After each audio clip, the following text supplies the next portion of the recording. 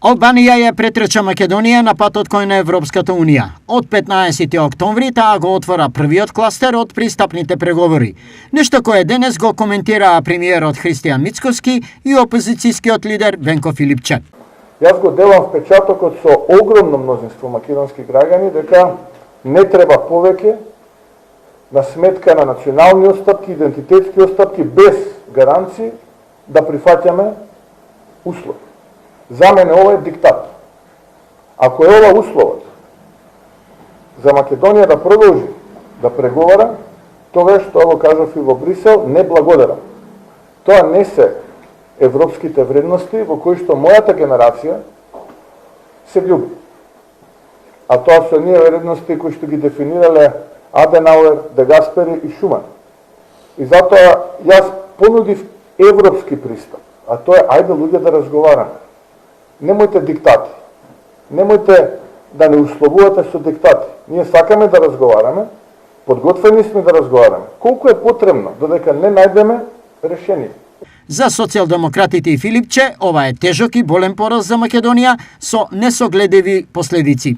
Раздвојувањето на Албанија и Северна Македонија е тежок пораз на политиките на владата, на планот на европската интеграција на државата. Но пред се, ова е огромна катастрофа за иднината на граѓаните.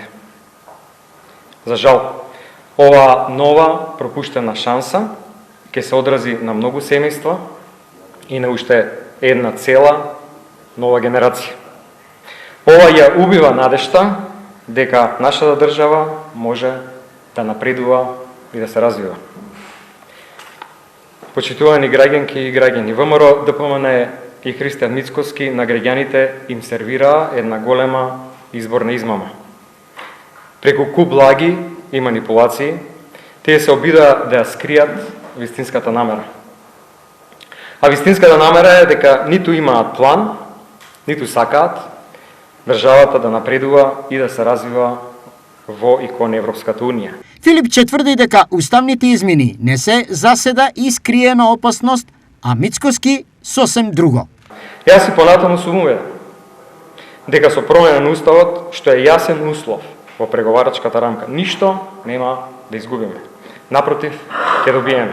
Тоа е најдобриот начин да се заштитиме од натамошни барања и уцени. Тоа е единствениот начин веќе за секој проблем со кој може да се соочиме во иднина да биде решаван во рамки на Европската Унија пред сите членки, а не само Бугарија.